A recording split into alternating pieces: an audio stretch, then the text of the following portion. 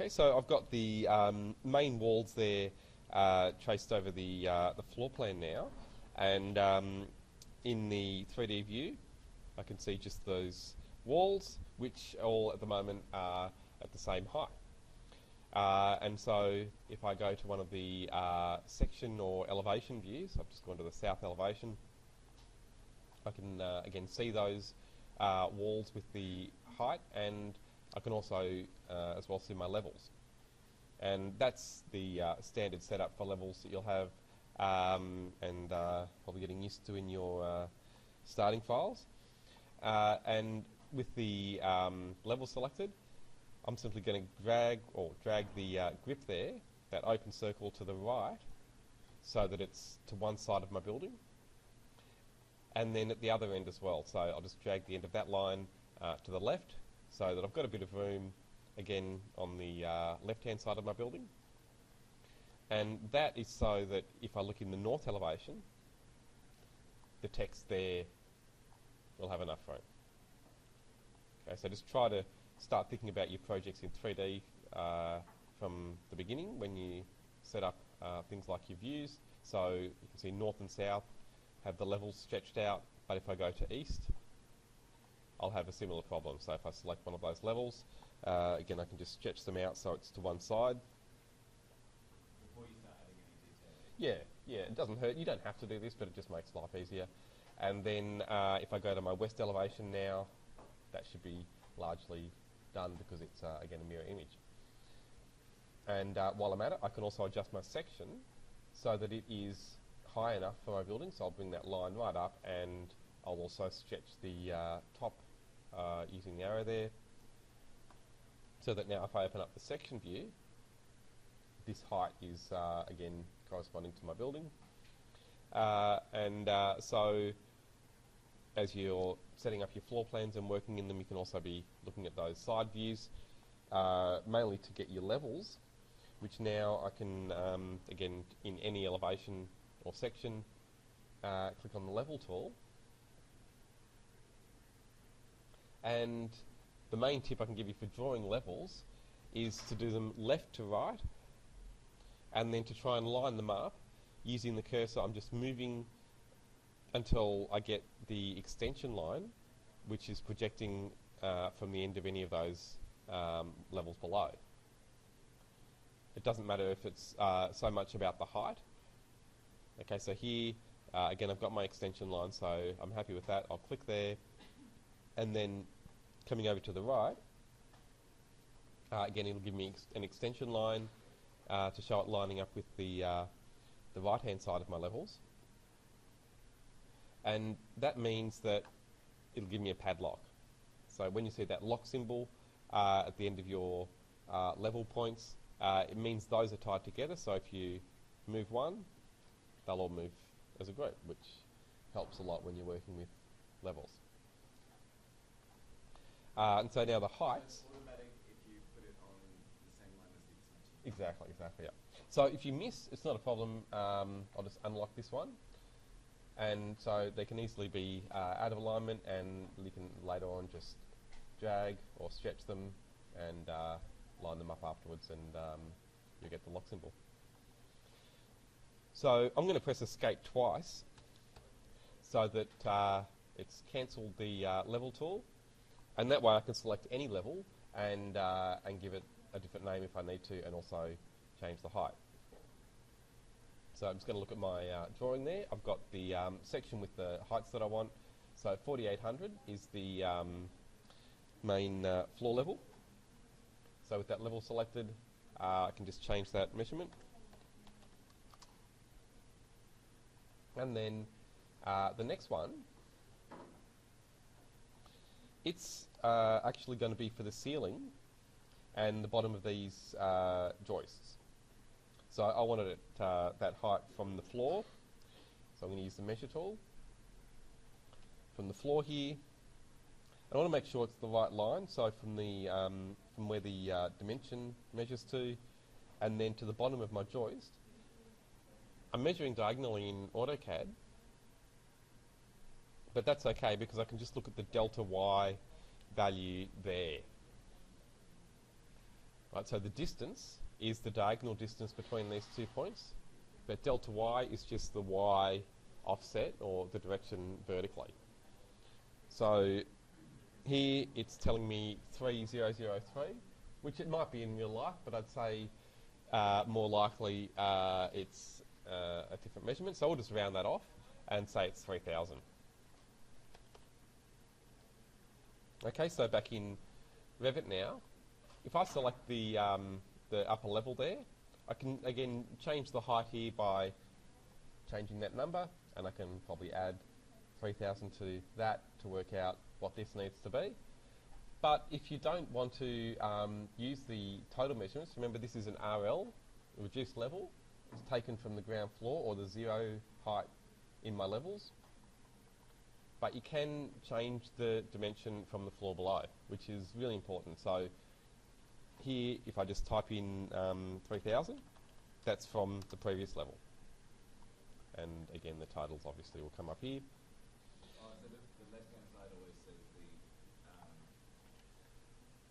from the immediate level to the ceiling. Yeah, exactly. Yeah, that's right. So, it is usually used to the left, but it depends, where the objects are.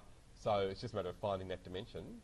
Or you can draw your own dimensioning. So that's a good thing to have. If you have dimensions running between your levels, that's just good practice on drawings like this to show those heights between your levels along with the totals. So I'll just put this out here, and then I can give myself a bit more room. And that's something you should have on your elevations and sections anyway. So now, with the 3D view, I can just look at the walls and think about which need to go onto which level. So I might start just by selecting all of it, and you can see the top constraint's unconnected. I'm going to change then to all go to only to level 1 for now. And that's obviously taken them down to the lower height. And then to get the outer walls, I'll press Tab to chain and get all of those. And the 3 at the rear, I'll just hold down Control to get them. And I'll take them up to level 2. Okay, so that's not a bad setup. I'm sure some of these other walls will carry through to the upper level as well. So let's just have a look in the floor plans. I've got, back in Revit, I have the AutoCAD drawing already inserted. So I might set it up the same way for the next level. Okay, so I'll duplicate this view with detailing. And I'll rename this copy. Level 1, just like the ground floor, level 1 with drawing. On the Insert tab, I'm going to go to Link CAD and find my first floor drawing that I already have. Current view only, it's the main option there, and it doesn't hurt to set the import units to millimeters and place this so it's slightly out of alignment, but I can easily now move. With the drawing selected, I'll click the Move button, and I'll just snap to one of my walls, and let's just choose something sensible. So I'll choose that corner point there and snap this to the inside corner here. That should line up pretty well, I think.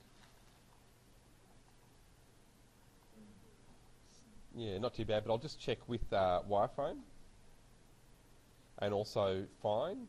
Then I can see through my walls, and yeah, so I might need to check the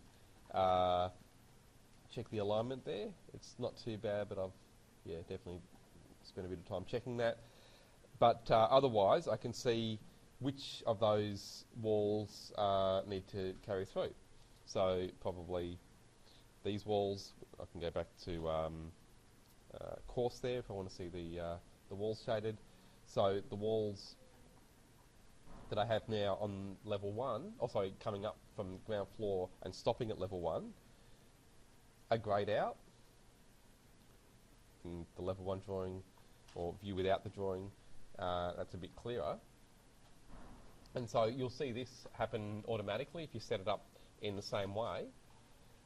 And it's because in the properties now I've got the underlay setting for level 1 set to ground floor. So in level 2 I could do the same thing.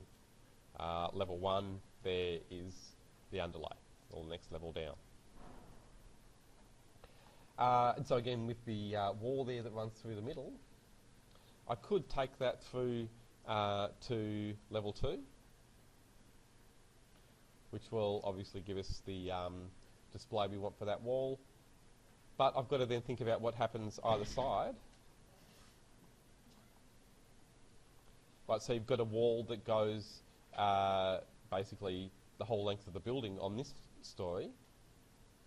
So you could do it this way, and then add in extra wall.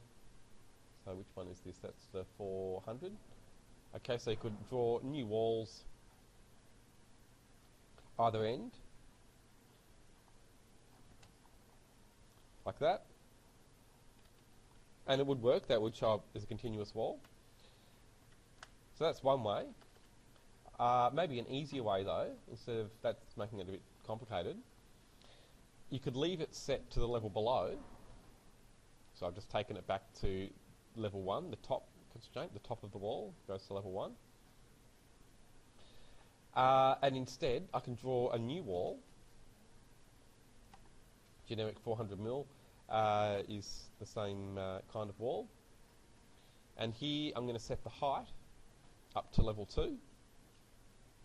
I'm drawing on level 1, so that's where I'll be starting.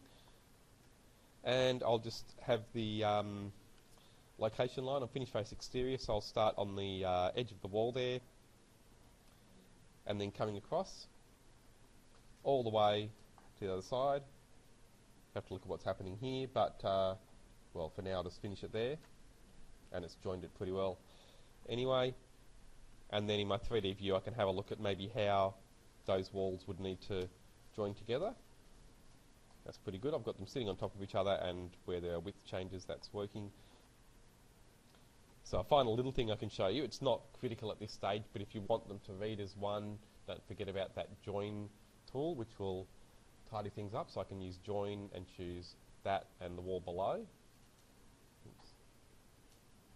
To get them to, again, clean up the graphics. Oh, there we go, that's not too bad.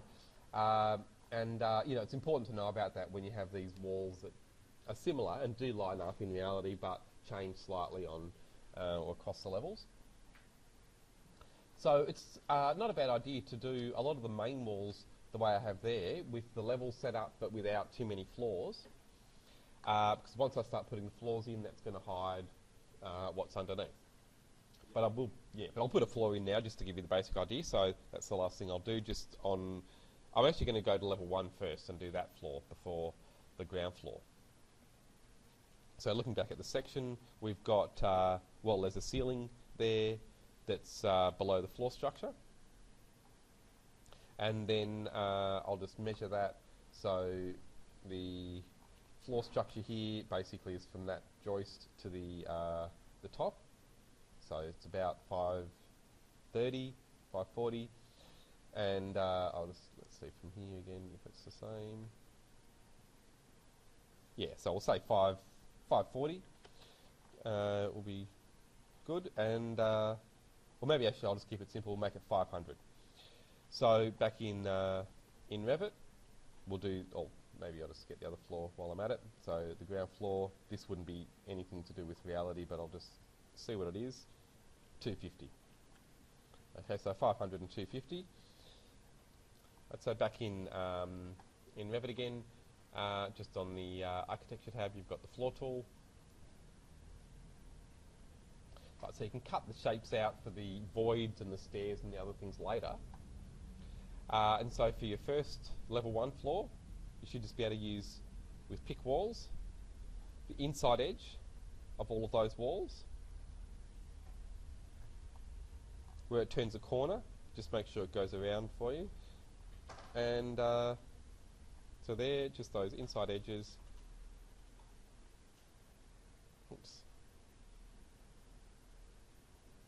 I won't worry about that stairwell exactly. So then my floor type at the moment is generic 150. So I go to edit type, duplicate, and we'll make it generic 500.